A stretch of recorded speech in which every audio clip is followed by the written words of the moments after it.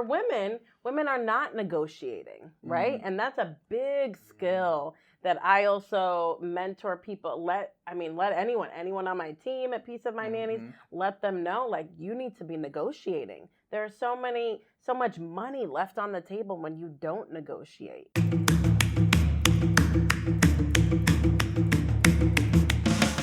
So Tiesha, thank you so much for being a participant. I've been looking forward to this interview because I know a little bit about your journey, you know, kind of like where you started in terms of your business. So I'm excited to talk about that because you're about to drop so many gems. And before, you know, I take your shine of introducing who you are, because you do a lot throughout the community, why don't you just tell us what you do? Yeah, sure. Thank you so much for this opportunity. I appreciate it. So Tiesha Sinouthasy, she, her pronouns. And biggest hat I wear is being an entrepreneur. I have my own business called Peace of Mind Nannies, and that's all about helping parents with childcare, which obviously is such a huge need right now. And I also I was appointed to the Affirmative Action Committee for the city of East Providence, and I am newly an advisory board member at the Center for Women in Enterprise, Rhode Island. Okay, congratulations on that new appointment. Thank you. So it already sounds like you got, you know, some heavy lifting that you already do. How did you get into this space? Specifically, because you have your nannying business, how did you know you wanted to do that? Like, what brought you there? Yeah, so really what brought me here was I was doing the work, right? And so I was working in parents' homes, helping them out with childcare. I started doing that in college. I came to Rhode Island for school, and I was down in Newport at Salve Regina University. And it was there that I started work, you know, just nannying part-time, you know, babysitting, making some money on the side. And then after leaving my job in higher ed, which was a tough space for me, I was like, let me just go back to doing this work that brings me so much joy. Working with kids is, I mean, yes, it can be difficult, but it's really also so fulfilling. And so I just wanted to do that again. And it was during that time that I was exclusively working with kids with disabilities, and moms primarily were like finding childcare. This was, you know, this was pre-COVID, so it's even more challenging. But for those moms that had kids with disabilities, they were like, finding childcare is unbelievable. A lot of them were like emailing, calling up like college professors to blast out their jobs and their childcare needs to their students. And it's like, there's got to be a better way. And so that's really, they inspired me to want to start an agency that was about them. And you know, and we support all kiddos, but really, you know, kids with disabilities and young adults, they need help as well. Yeah. Is that like your core audience in terms of like the people you take care of, or walk us through the spectrum of like the folks you guys support? That is our niche. It's a minority of the parents that we have as clients. I'm always looking for ways to get the word out more to those parents whom I know really are looking for maybe a little more so than neurotypical parents, parents that have neurotypical children. They've got to trust the company and the business. So I'm hoping, you know, this is year 4.5. We're getting some more folks calling us up. So that's you know, one subset. And then, I mean, generally speaking, most of our childcare is with kids under 5, you know, before kids go to school. Parents are like, I need some help, you know, with these kids, especially if they're working. And so that is the largest audiences, you know, little infants and toddlers. Yeah, that's superhero work, because I do know a lot of folks. You know, I worked in similar spaces like the Department of Ed, and within government, and just like co-working within these spaces where people have disabilities. You know, advocating for them. So I know just at the different levels how difficult it is, including getting treatment.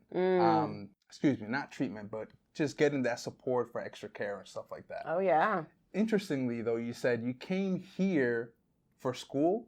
Mm-hmm. I thought you were always from Rhode Island. No, I know. Way. I've gotten this before. No, I'm not. But I mean, I'm from Mass, so but close to New Hampshire, so like an hour and a half, north of Boston. But, and what brought? And then you said school. So what school did you go to? Yeah, so I went to school. I went to Salve Regina University. Mm-hmm. I went to. I mean, I just remember in high school, a senior in high school, and I went to a college fair that was about, I think, just diverse kids, introducing them to college. And so I went to a college fair and I met the recruiter at Salve, who's still a mentor friend of mine to this day. And he introduced me to the university. And I don't have a faith-based background, but Salve Regina and the Sisters of Mercy, their mission and their values just really aligned with the work that I wanted to do. And I knew social work was it. So that was my major. And I stuck with it all 4 years. And so just giving back to the community and really what social work, thinking of why I love social work is that it's really about finding gaps in services or care. And so just being mindful of like, what are the gaps? And how can we address these inequities? Mm-hmm. And so really, I mean, thinking about it with Peace of Mind Nannies, that's really what it was all about is, hey, this is a need. Let's make it happen. So the inspiration was already kind of coming through the process being at Salve, the way that things just align. Right? Yeah. What was your experience like at Salve? Like, it's a beautiful campus, but what's like the student life like there? How did you acclimate to the environment? Yeah, right. Let's speak on that a little bit. Yeah, that was a tough one for sure. I mean, and and that being said, where I grew up is a predominantly white area, and so my mom actually grew up in Lawrence, Mass, which is, all the Latinos are in, a lot of Dominicans, a lot of Puerto Ricans in Lawrence. I have family there. Okay. She grew up in Lawrence schools, public schools, and her experience was, it was a challenging space. And so once she was pregnant with me, she just moved over like 2 streets over so that I would, she felt strongly about me going to Methuen schools. And so I grew up in Methuen, fine. But going to Salve Regina, even though it was a PWI, predominantly white institution, it was challenging for me because at that point, when you're in college, you're thinking about how, like, yourself as a person and your, and who you are, and you're coming into your own, right? You're not under, mommy and daddy or whomever, mommy and mommy, you're just coming into your own. And so for me, that was, it was a challenging space to be in and find myself. And so I really latched on to, I think it's made some strides since. It's been quite a few years since I've been there, but finding my people of color, my BIPOC people while I was there. I built a really strong community. I mean, all of us, if you're at a PWI and you're a person of color, like, you may be clinging to the people that look like you, right? You walk into the cafeteria and you're like, where are my people at? And you just gravitate towards them. I think that's, a common experience. And so that's what I did. And so those people till today are, just a strong foundation of core of who helped shape me into this person that I am. Yeah, and I think, excuse me, when I used to be an enrollment service officer in different universities, like, I would see that being, we can call it a growing point for some, right? Because that culture shock, they come from these communities where, honestly, we know we're the minority, but when you're in a community where the majority is a minority, right? And then you put yourself out of that environment into something that doesn't look anything like what you're used to, there's like that culture shock. Oh, yeah. And I'm wondering if any of that experience, right? Because you talked about how your inspiration started at Salve, right? Or part of it was from Salve. I'm wondering if that experience led up to or contributed to, like, okay, I need to know how to navigate. I want to build this business. Like, how did that kind of influence what you're doing today? Yeah. So for sure. So I remember, again, social work was my major. So I I put myself in spaces and created spaces where I was advocating for changes at the university in terms of, I remember planning a panel or an event that was about the fact that our books need to reflect the student body, not just all white authors telling us their stories and their experiences, but we needed some diverse authors as part of the curriculum of what we were learning. And so that, I mean, that was one piece. And I, you know, and it was also there at Salve that I was starting to find my voice in terms of, yes, advocating for changes like that, but also like politics. And I was, you know, joining protests on campus or, you know, at the State House, coming up to Providence and, you know, just finding my voice. And so that's really where I felt empowered, even though I was, you know, one of, I don't know, definitely not 10, but like, you know, a pretty small group of people. I found opportunities, well, let me stand out. Let me, you know, let me get my point across. And so that's where I did that for sure. And then that just led to, but then over the years, as you work in more predominantly white spaces, I have found myself over the years sometimes intentionally silencing myself or feeling like my voice isn't being heard. So as a result, then not advocating. And so it's been this whole journey throughout my professional career where I thought I tackled that. And then here I am in this space, and working in higher ed was a big example of that, and feeling like, damn, let me just shut up and, you know, and find my path. You know, I have to be honest, I asked that question because I kind of wanted to talk about the idea of code switching as professionals, right? And this is leading up to you building your business, of course, but you worked in different environments, right? And so I wanted to know for like code switching, right, how it impacted you. Because I know for me, and I don't know if this is the case for you, it did have an effect for my decision making in terms of, okay, now, excuse me, now I want to make my own business. Yeah. Oh, yeah. Do you feel like you've experienced that at all? Oh, yeah. You know, and I will say, so a lot of my professional career, I worked in nonprofits. The majority of them were in some spaces, I was not, you know, the only person of color. And so I felt comfortable and there was, you know, great community and value alignment there. In some other spaces, even if I, was among some other people of color or one of the only ones, I really struggled with finding my place and finding my voice, feeling like I couldn't bring, you know, like you can't bring your whole self to a space. And that's really what I advocate people on now and mentoring. I love mentoring individuals. So I always advocate for the ways in which you can ensure that, you know, during the interview process, et cetera, you're, you know, trying to find out if this is the right space for you, because that's core and central. But yeah, there have been many spaces where I felt like, all right, I'm just gonna keep my head down, just gonna work, or I can only talk about these topics at work because this is, you know, seems like this feels like a comfortable space just to talk about this, not to talk about, you know, what's going on at home or where I come from. Yeah.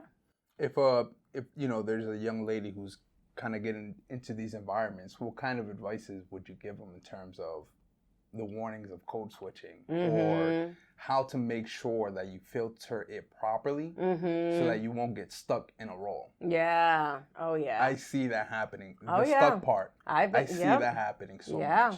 Yep. Yeah. So for me, so advice that I would say is, I mean, definitely even before the interview process, I mean, sure, whatever. Check out the company's website, see what you can discern there. But really what I recommend is like, do you know someone at that company? Like reach out to that person. If you don't, LinkedIn and find some people at that company. There's a person of color on their staff list on their website.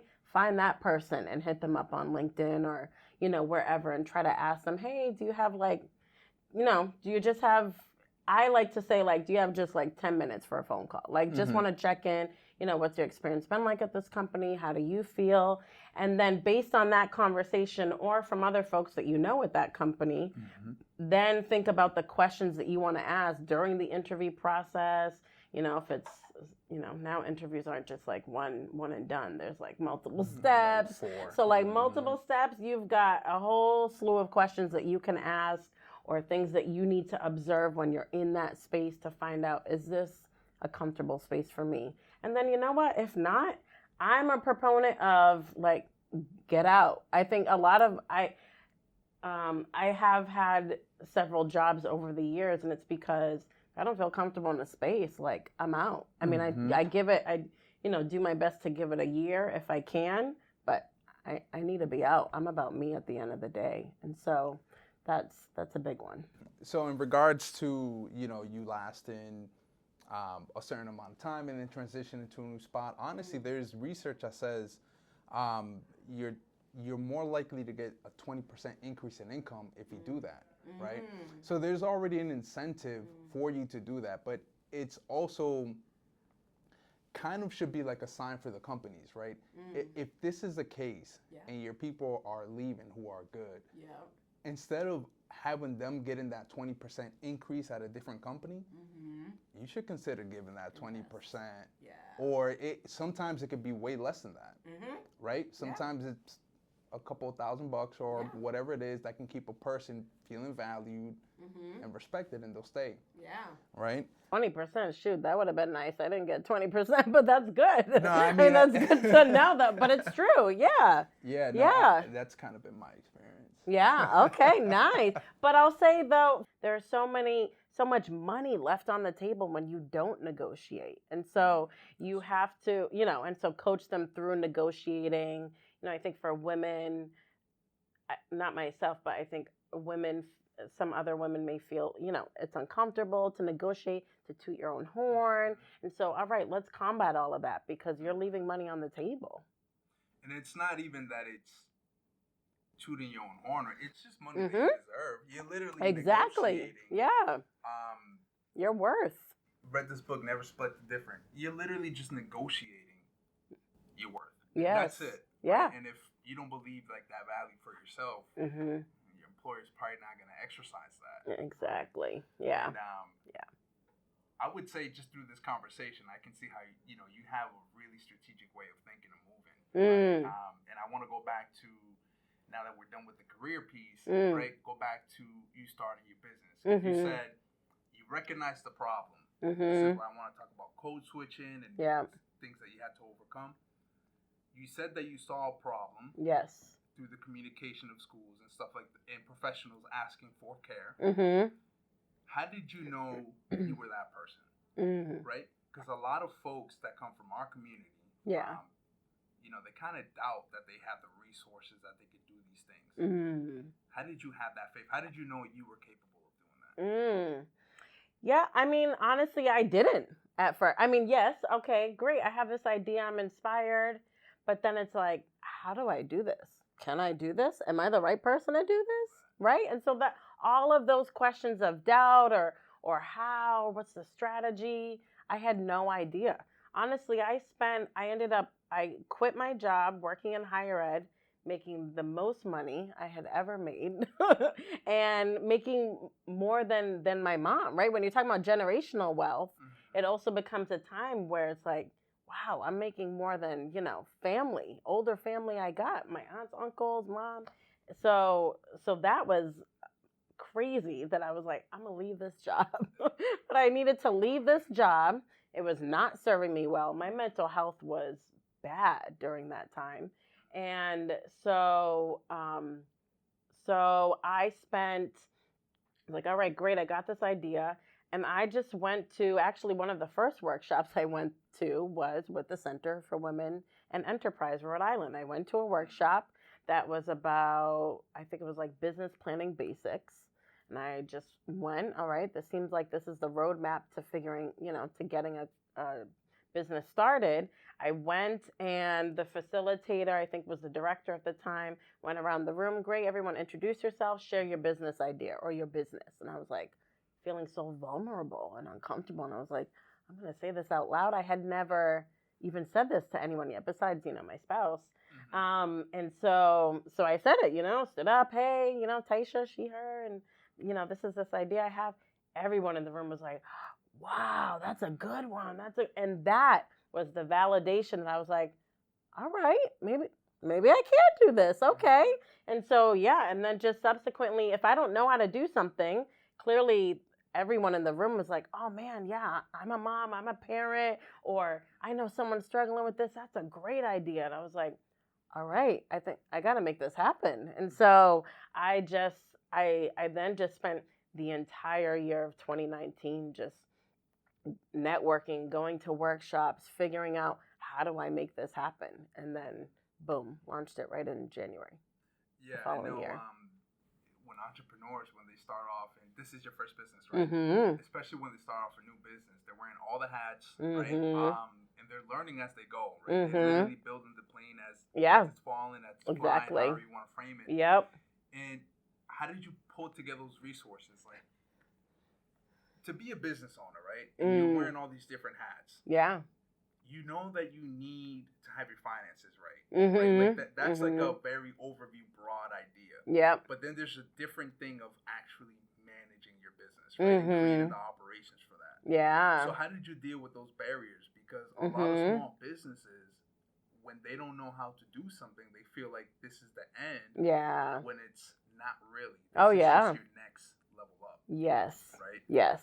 How did you deal with all of those encounters? Yeah. So what I'll say is that I think I'll speak for myself. Growing up, low income, my mom was on food stamps. I've internalized a lot of I have a fraught relationship with money, and it's internalized. Like, and I know, and I've heard it time and time again. You need to have money to make money, right? And so I been starting the business for a little bit, because obviously there were some expenses I had in 2019 before I kicked it off. I was using my own personal money, right? And so it's like, okay, great. I mean, I left this job making the most money. I had a good cushion in terms of savings. I was just using my own money for a bit. And then I was like, all right, this isn't going to be sustainable. And for me, right, and I was applying for grants. I wasn't getting anything, and that's a whole conversation in terms of entrepreneurship and grants. But I was like, all right, I'm gonna have to take out a small loan, and I was very uncomfortable with taking out a loan. It was a small loan, $5,000, but I was like, I've got all this student loan debt. I already have so much loans. Should I be taking out another one? I was like, let me just take out a little bit, 5,000. And so I ultimately, yeah, you can't have you need to have people of color. We don't have, this generational wealth. Most of us don't. And so the reality is you're going to have to take out some loans or find out, another avenue to get some money. But for me, it started as a line of credit. So I like that idea because it sort of mirrors like a credit card. So like any money I spend, I just pay it down by the end of the month. That seemed a better, idea for me than a loan. But then with the pandemic, and then obviously I wasn't able to pay the money back because it turned into a loan. But yeah, you've got to do what you got to do, because unfortunately, in this capitalistic country, you need to have money to make money. So that's the reality. And the Department of Labor and Training, they put out a statistic that says around 72% of businesses fail because they lack resources and labor. Yeah. Right? Yeah. Resources going from financial, like you were just speaking about. A lot of folks that come from that similar community, have that similar background story, have that same feeling towards money. Like, yeah. And 5,000 is not a lot. Yeah. But when you think about it, to some it right. is. Oh, yeah. Right. It right. Really is. It definitely is. Yeah. And yeah, yes, I say it's not a lot. It was for me. It is. I'm still paying it down. I am almost done. Yes. But yeah, it's scary to make that decision. It is. So where's your business now? Yeah, so where we're at now, we are thriving. Things are going well. I have over 25 folks on my team that are nannying, babysitting. I have last year, every year we just keep growing in terms of revenue and sales, and last year being the highest of any other year, which is incredible. And so much so that we will be finally hiring my first staff member, my internal staff member, because, yeah, like you said, entrepreneurs, we're wearing a lot of hats. I've been doing everything. And I love doing everything, but I need to get myself a way to ultimately make the business grow. And so finally be hiring someone this year, and we'll be expanding into Massachusetts this year. So we are doing it. It's amazing because you came from Massachusetts, you started here, now you're kind of bringing it back. So it's I think when I look at it from the perspective, from a faith-based perspective, it's a full circle, right? So that means it's a calling, right? Where now you're kind of coming back to all of that. How can people stay involved and know your exciting projects? Like, I know personally, I follow you through social media, so that you were in PBN recently and different news outlets. So it's a lot of excitement that you're putting out, right? That your business is bringing to the community. So how can people find you? Is there things that they can get involved with? Or if they even want to apply to become a nanny, right? How would they do all that? Oh, yeah. Yes. Yeah. So certainly, follow us on our social media, Facebook and Instagram. Our handle is just RI Peace of Mind Nannies, and that's PEACE. And then obviously our website as well. We're telling that story. We have blogs on there, blog posts, so you can hear more about what I'm up to, what the businesses got going on, and then for any parents, any nannies that are looking to, parents that need some childcare, nannies that are like, yes, I want to be doing this work, or I have been doing this work, and I want to be represented and supported by an agency, then go to our website, peaceofmindnannies.com. We've got our families tab, our nannies tab, and you can apply, either way. For families, you can submit a booking reservation, or nannies, sitters can apply right through our website.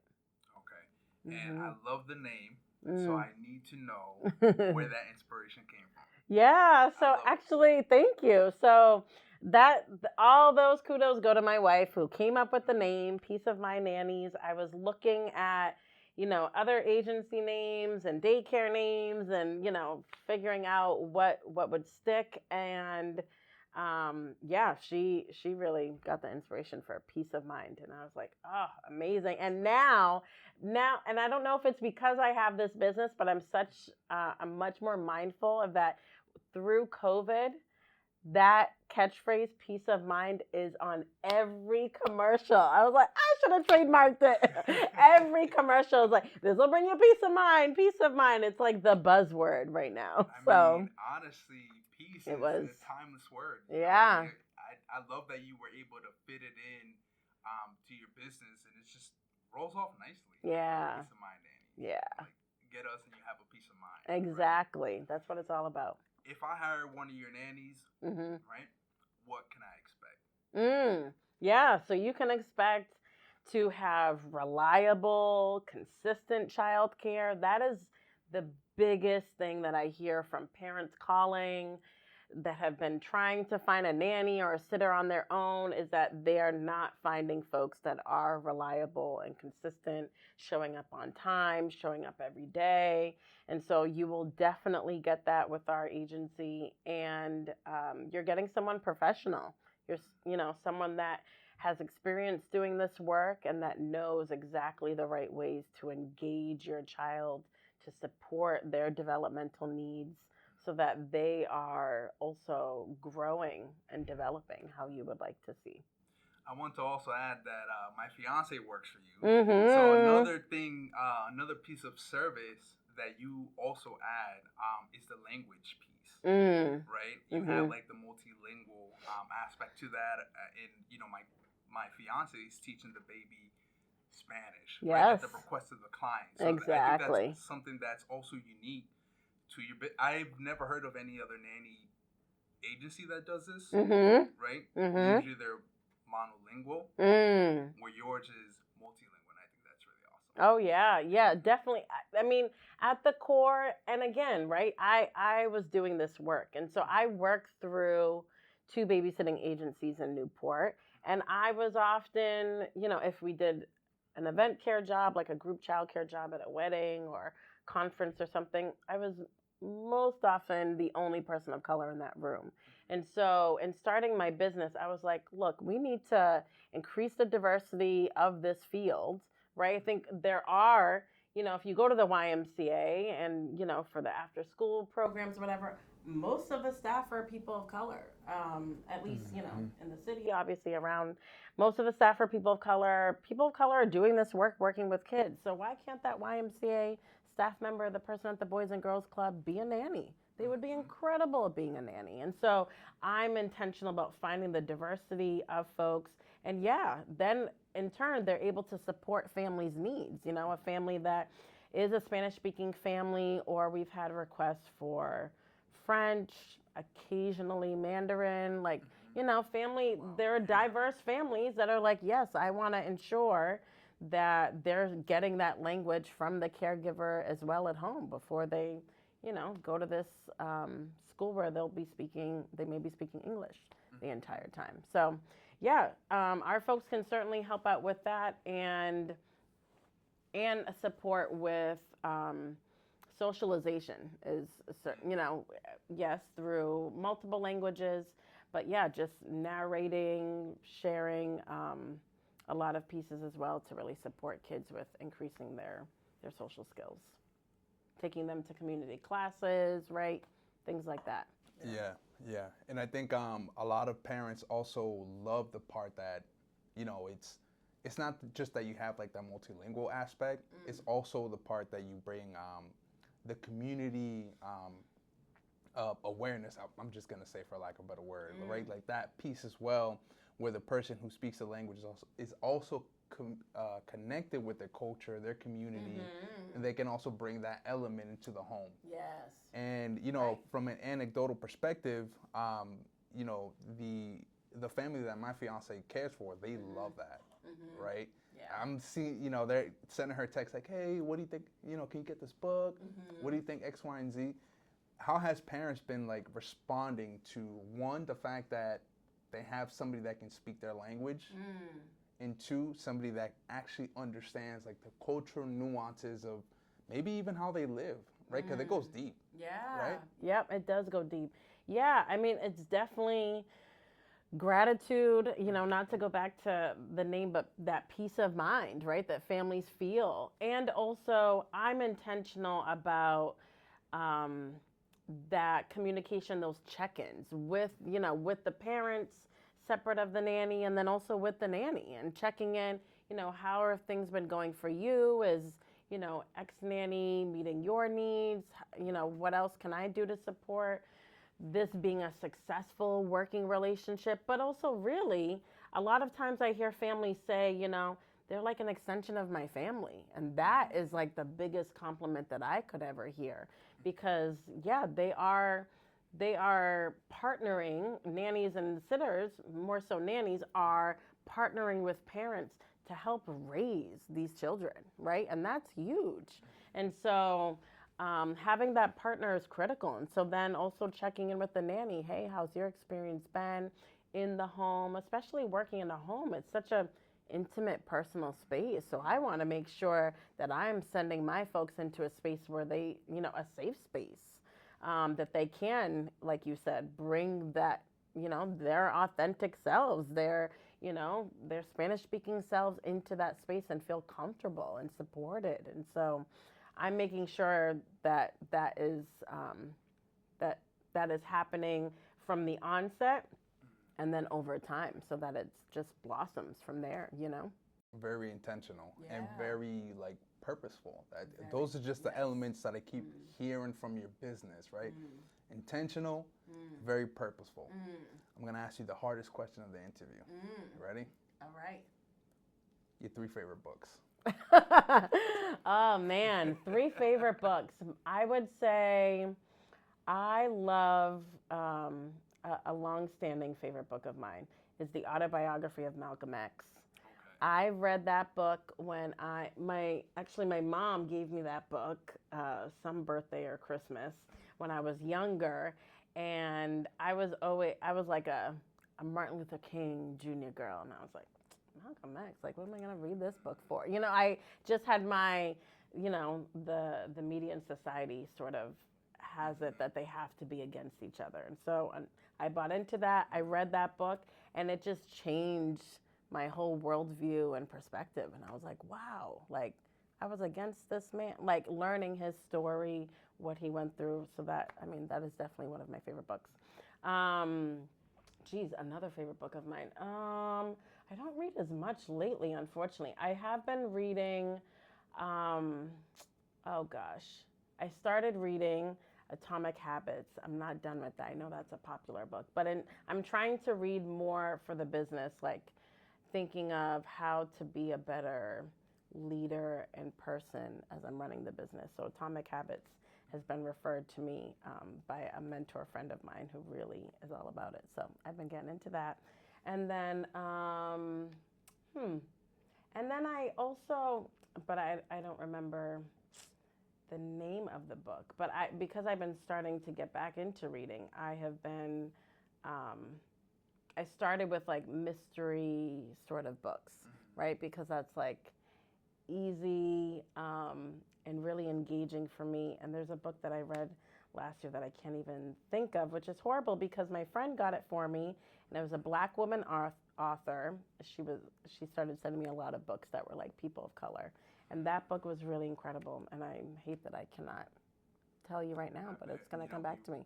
But it was such a page turner, and I was done that book in like a week, and I was like, all right, next book. Like, yeah, it was unbelievable. I really don't read much anymore, but yeah, that book was good. Yeah, I love the Malcolm X book, and it's true that the media did paint them as enemies, and in the beginning they had like a slight disagreement because of their approach, but at the end they were collaborating, they were working hard together. Yeah. So it is interesting how, you kind of have to become a little bit of like a revisionist historian and go back and kind of cleanse your own mind from the media and say, oh, hold on. Right.